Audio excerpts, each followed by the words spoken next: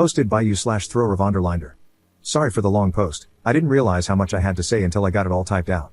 Thanks in advance to anyone who reads all this. I, 29M, have been with my girlfriend, Jordan, 26F, for a little over 2 years. We live together and have 2 cats.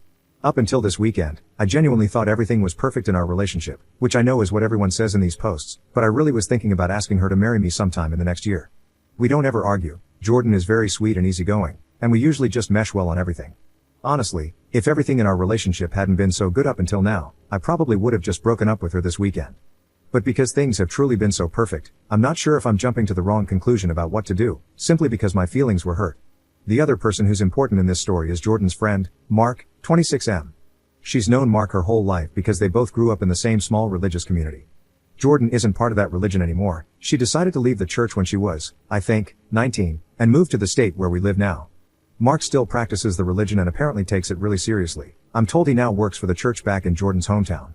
Also, as far as I know, Mark is the only person from the religious community that Jordan still talks to, besides her parents, which I'm mentioning because I now think it could be a red flag. On Saturday, I met Mark for the first time because he was in our city, and Jordan wanted us all to have dinner together. At this point, I want to say, I will admit that when we were first dating and I found out Jordan had a best friend who was a guy, I didn't really like it, especially because it seemed like they were on FaceTime with each other a lot. But since he was a childhood friend and they mostly didn't see each other in person, I trusted Jordan that Mark was only a friend, didn't let it bother me, and eventually got over it. So when we were going to dinner, I wasn't jealous or suspicious of Mark at all. If anything, I was somewhat excited to finally meet him since I've been hearing about him for 2 years. But then the way Jordan and Mark acted at dinner convinced me there's something going on between them beyond just being best friends. I honestly don't even know how to describe it except to say I've never seen 2 people act more obviously like they were in love. They literally wouldn't stop touching each other. They were constantly touching each other's arms and shoulders, and at some points, they were even holding hands.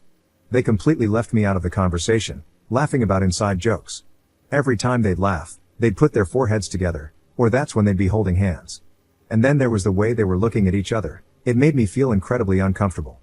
It wasn't how anyone would look at somebody they're supposedly just friends with.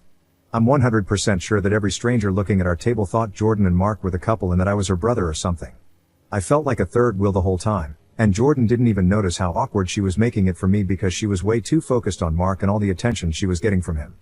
That's really not like Jordan at all. Usually, she's much more considerate and would notice immediately if I wasn't having a good time or if she was accidentally being rude and excluding someone at the table. It was genuinely jarring to sit there with her and Mark and feel like I didn't know my girlfriend at all. It was like he turned her into a completely different person who didn't even care that I was alive. Finally, at one point, when Jordan got up to go to the bathroom, I said to Mark, "So are you into my girl, or what's going on here?"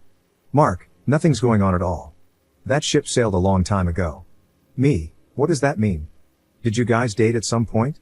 Mark, "No, we never did. And then when she left the church, we both knew it meant we were never going to. We've accepted being in each other's lives as friends. There's nothing else going on at all." Me, "That makes it sound like the only reason you're not together is because she left the church." All Mark did was shrug. Me, "Well, what if she came back to the church? Would you marry her?" Mark, "Oh, she's not going to do that. You might as well ask what would happen if a bicycle had 6 tires. Then, when Jordan came back to the table, Mark said to her, "Op wants to know if we'd be married if you weren't a godless heathen." Jordan, "Why, did you two call your mom while I was gone?" Then she and Mark both just laughed about it and changed the subject. Because of dinner, that conversation, and everything else I've written in this post, I really feel like Jordan and Mark are in love with each other and not just best friends, as they say. The only reason they aren't together is because they can't compromise on their religion. I think Jordan assumes that because she's okay with that decision, I should be okay with being her second choice. Meanwhile, I believe she secretly wants to be with Mark. That makes me think I should obviously have self-respect and break up with her because I shouldn't be in a relationship with someone who would rather be with somebody else. The problem is that our relationship has been so perfect, and Jordan has always treated me so well except for this one night. The only time she's ever acted like this was when Mark was around in person. Normally, even when she's talking to him frequently, she's never made me feel this way. So, on the one hand, I wonder if it doesn't matter what Jordan's feelings are for Mark. As long as he isn't physically around, it doesn't seem to affect our relationship. Maybe I just need to cool off and go back to trusting her that they are indeed only friends, even if it seems true they have complicated feelings for each other. Or should I just end things? Update 2 days later. I talked to Jordan on Wednesday night. When we spoke, I decided to take the main piece of advice I got from everyone, to start by telling Jordan that my feelings were hurt by the way she treated me at dinner with Mark, and then see how the conversation unfolded.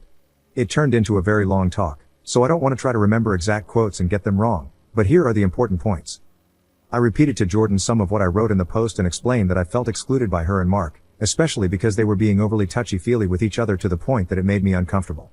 Jordan seemed surprised, like she hadn't even noticed that she and Mark were touching each other that much. Then, after thinking about it, she said I was right and apologized. She explained that Mark is always really touchy with everybody, not just her. I asked and that she hadn't even thought about it, but she wished I would have said something at the time because she hadn't realized they were being that obnoxious.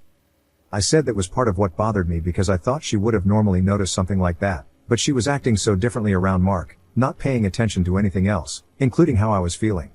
I told her it honestly made me question which one of us she cared about more, or if she cared about him as more than just a friend. Jordan apologized further and said she could understand why it would look that way to me. She assured me that she loves me and cares more about me than anyone else in the world, and she didn't mean to act that way or make me feel that way. She said she was trying not to make Mark feel like a third wheel as a single guy out with a couple, but it backfired and made me feel like the third wheel instead, which wasn't her intention. After that, Jordan explained a lot about her history with Mark. She admitted that she cares about him more than just a typical friend but insisted it's not in a romantic way. She said that's why she always refers to him as her best friend rather than just her friend. She mentioned that she would use the phrase "he's like my brother" if not for the fact that she once had an actual brother, rest in peace, so she avoids using that phrasing for anyone else. According to Jordan, the main thing that made her and Mark so close is that when she was 17, she tried to unalive herself. At that time, everyone else in the community stopped talking to her, and Mark was the only person who didn't. For the next couple of years until she moved, he was literally her only friend. She said he checked on her every single day to make sure she stayed alive, which is when they got into the habit of talking on the phone so much. She also mentioned that during this time, Mark's parents thought they were dating and made a big deal about how they shouldn't be. That's why she made that remark during dinner. Apparently, calling Jordan a godless heathen is something Mark's mom actually said. I told Jordan that Mark had basically said to me he thought the two of them would be married if she had stayed in the church, and I asked if she thinks Mark might be in love with her even if she doesn't feel the same way. She said definitely not, and I don't think she was being dishonest.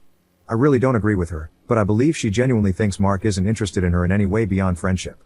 From her perspective, she thinks they might have gotten married if she'd never left the church or moved, but it would have been more due to peer pressure than anything else, and she doesn't think it would have been a good thing. She believes Mark was just being honest about his thoughts and assumes he's imagining a scenario where she'd be the perfect church wife, so there'd be no reason they wouldn't make a good couple. The big thing that happened at the end of the conversation is that Jordan told me Mark is coming back through our city on his way home from this trip. She said she was going to invite him to hang out with the two of us again, but if I'm uncomfortable with him around, she won't ask him. A lot of people were saying that if she didn't offer to cut contact with him or reduce their communication, it meant she valued him over me. However, the fact that she brought up on her own that she wouldn't invite him to dinner with us again if I didn't want her to seemed like a really good sign. Based on everything she said, I understand why she didn't offer to stop being friends with him altogether, and I wouldn't expect her to after what she told me about what happened when she was a teenager. I've decided to take Jordan at her word that although she and Mark are unusually close, it's for the reasons she explained and not because she's in love with him. The fact that she was immediately apologetic instead of defensive was encouraging, and her explanation made sense to me. I don't necessarily trust Mark, but I do think I can trust Jordan. I'll be keeping an eye out to see if she continues talking to him as much as she used to or if anything changes. I'm not going to be controlling and tell her she can't talk to him or that she needs to reduce their communication, but I want to see if addressing all of this with her causes her to act differently. I'm kind of hoping she might realize on her own that the way Mark acts toward her does seem like he likes her as more than a friend now that I've brought it up. But I'm not sure. Things might just go back to exactly how they were before, and I won't know if anything has actually changed until the next time Mark is around in person. Either way, I don't think this is something I should keep worrying about until it happens.